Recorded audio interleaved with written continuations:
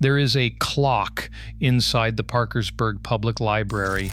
It sits behind glass in a small display case, surrounded by other objects that don't quite belong anywhere anymore. A child's shoe, a torn photograph, a piece of a sign from a business that no longer exists.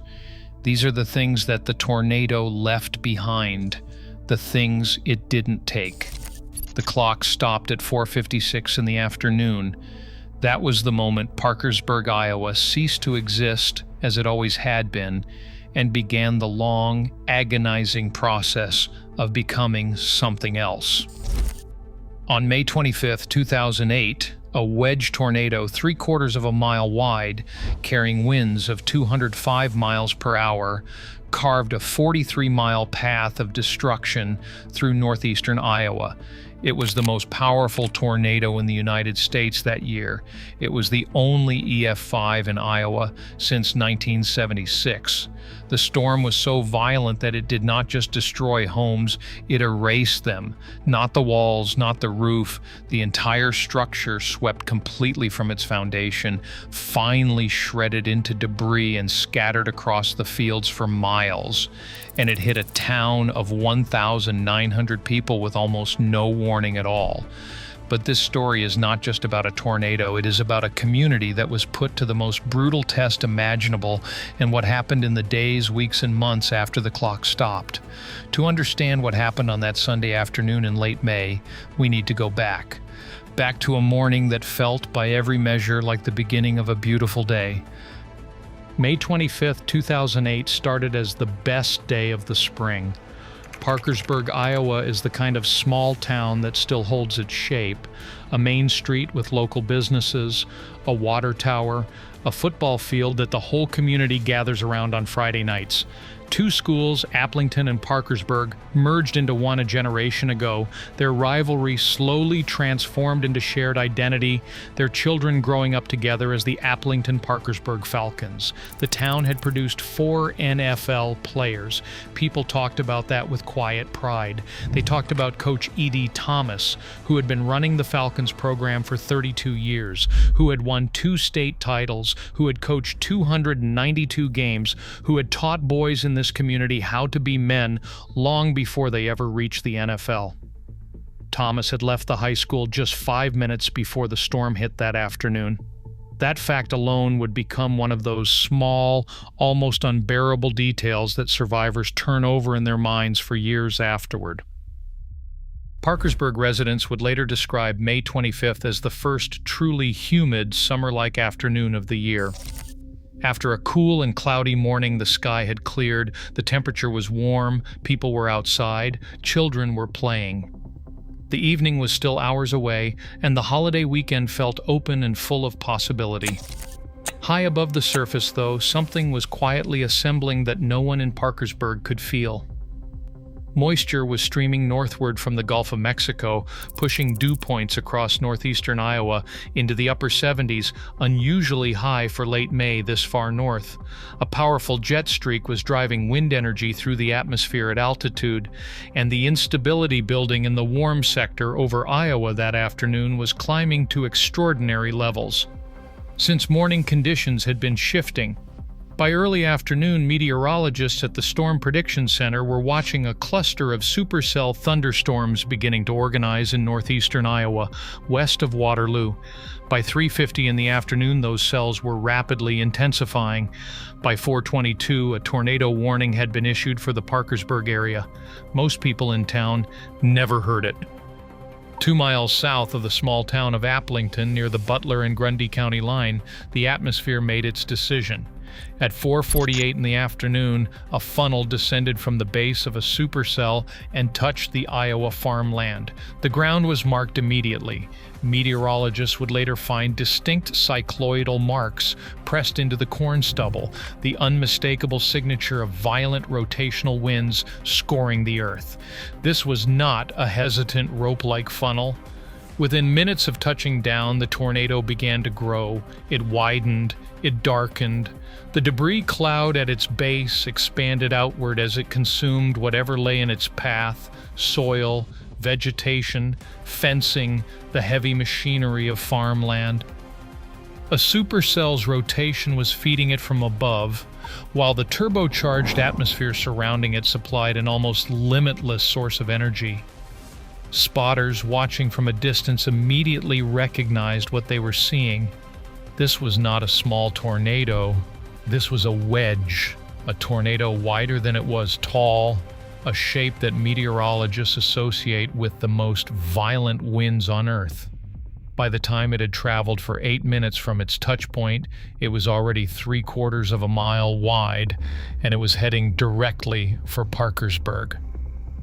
At 4:59 in the afternoon, the northern edge of the tornado reached the southern boundary of town. For the people inside Parkersburg who had not heard the warning, or had heard it and had not yet reached shelter, the next few minutes would be the most terrifying of their lives. The tornado's arrival was not subtle. There was no gradual build. It was simply there, suddenly and completely, a roaring wall of rotating wind and debris that announced itself not with a sound, but with a pressure, a physical change in the air that survivors described as the atmosphere itself dropping away, like the world had exhaled everything at once.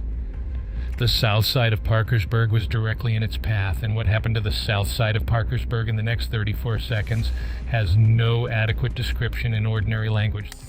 The tornado was in Parkersburg for 34 seconds.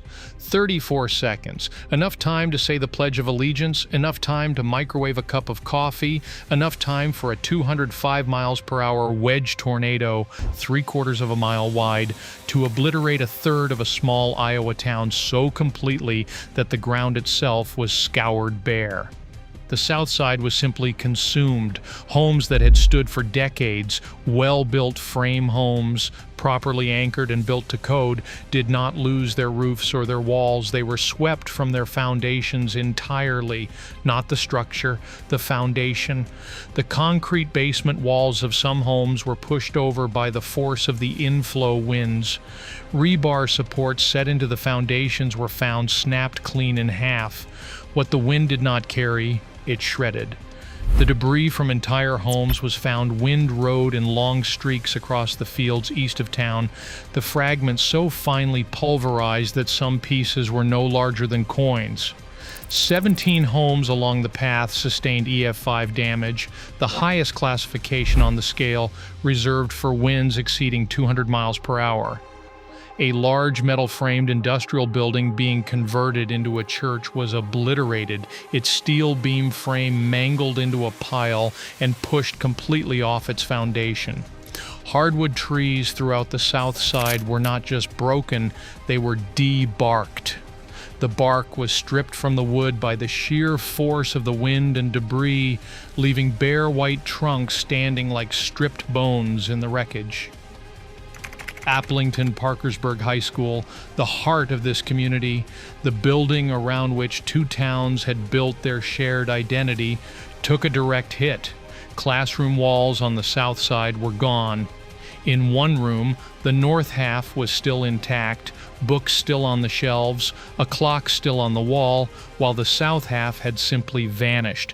The clock had stopped at 4:56 in the afternoon. Inside homes across the south side, families who had reached their basements for shelter discovered something no one had anticipated, something that would haunt the survivors for years. The tornado was so powerful that it did not just take the house above them, it swept away the floors over their heads. It stripped the floorboards from the joists. It pulled the roof, the walls, the structure all the way down to the basement ceiling, and then removed that too, leaving people who thought they were safely underground suddenly exposed to the open sky and the full direct force of winds of 205 miles per hour. 7 people in Parkersburg died that day. Most of them were in their basements.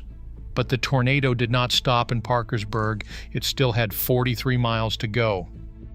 The wedge crossed Beaver Creek east of Parkersburg and maintained its full intensity as it drove toward the neighboring community of New Hartford. At 5:09 in the afternoon, the tornado struck a housing subdivision 1 mile north of New Hartford. 2 more people died. A woman who had sought shelter in her basement was killed when the tornado swept her home away above her. Trees in the area were completely debarked. A vehicle nearby was stripped down to its bare metal frame. From New Hartford, the tornado continued northeast through northern Black Hawk County, its path widening at points to over a mile across as it crossed farmland near Dunkerton, destroying a farmhouse and continuing toward the edge of the Waterloo-Cedar Falls metro area before finally lifting near the Black Hawk and Buchanan County line. That was 70 minutes and 43 miles after it had first touched the ground south of Applington. 9 people were dead, 70 more were injured. In Parkersburg alone, 288 homes had been damaged or destroyed. 21 businesses were gone. City Hall was gone. The high school was gone. And as the last of the storm clouds moved east and the rain faded and the sky turned that strange, washed clean color that follows a violent storm, the people of Parkersburg came out of their basements and their shelters and their cars, those who had survived, and looked at what remained of their town. What they saw was a landscape split in half. The north side of Parkersburg, which the tornado had not touched, was completely intact. Homes standing, trees full, streets normal. The south side was unrecognizable. Block after block, where houses and businesses and schools had stood hours earlier, there was nothing. Foundations, bare earth, piles of debris so thoroughly intermixed that it was impossible to tell where one home ended and another began. From the air, the damage path looked like something had dragged a wide eraser across the southern half of the town, smooth and complete, the structures simply gone. In the days that followed, the people of Parkersburg did something that became a story told far beyond the borders of Butler County. They got up, not immediately. There was grief to sit with first, funerals to hold, families to mourn. Coach Ed Thomas, whose house had been destroyed by the tornado, personally asked 6 of his football players to dig the graves of the people killed by the storm. Not one of them refused. Ed Thomas led by example. That was the kind of community this was. That was the kind of man Ed Thomas was. Even in the grief, something was happening in the streets of Parkersburg that city officials and disaster recovery experts would later call extraordinary. Neighbors who had not spoken in years were hugging each other in the rubble. People who had no connection to Parkersburg showed up with chainsaws and food and flatbed trucks. Within days, organized cleanup crews were working block by block through the destruction. Less than 24 hours after the tornado, Coach Thomas had already made a public announcement that seemed to everyone who heard it absolutely impossible. The Falcons would play their first home game of the 2008 football season on their home field in Parkersburg, on schedule, as planned. The police chief of Parkersburg, a man named Chris Luring, who would go on to serve as the town's city manager, later said that goal became the emotional anchor for the entire recovery. It was an impossible target that gave a devastated community something to work toward when the magnitude of what had happened threatened to be simply too much to carry. When the Falcons ran onto that rebuilt field in the fall of 2008, the grass replanted, the lines freshly painted, the stands filled with people who had spent the summer digging through rubble. It was not just a football game, it was proof that Parkersburg was still there. That what the tornado had taken was enormous, but what it had failed to take was more. Within 1 year of the storm, the high school had been completely rebuilt, a new building with a basement level, cement-enclosed wrestling room designed to serve as a tornado shelter for students and staff. The National Weather Service final assessment rated the Parkersburg tornado an EF5, the only EF5 tornado of 2008. It was the first to strike Iowa since 1976. It was one of fewer than 60 tornadoes in recorded American history to achieve that rating. Peak winds were estimated at 205 miles per hour. 17 structures sustained EF5 level damage. Total destruction along the 43-mile path reached approximately $75 million. Those are the numbers. They are staggering, and they are real, and they do not begin to describe what happened in Parkersburg on the afternoon of May 25, 2008. What happened there was that a town of 1,900 people lost a third of itself in 34 seconds. What happened was that people found each other in the wreckage, strangers and neighbors and rivals and friends, and held on. What happened was that a football coach who had just lost his home asked 6 teenage boys to dig graves, and they did it without a word of complaint because he had spent 32 years teaching them that this is what you do. The clock in the library stopped at 4:56, but Parkersburg did not stop with it. There is a lesson in that, in the fact that the worst thing the tornado could do was not enough. The wind can take the walls and the roof and the floors and the structure down to the bare earth. It can scour the foundation. It can shred everything a family owned into fragments too small to identify, but it cannot touch what people choose to do the morning after. That is something no tornado has ever been powerful enough to reach.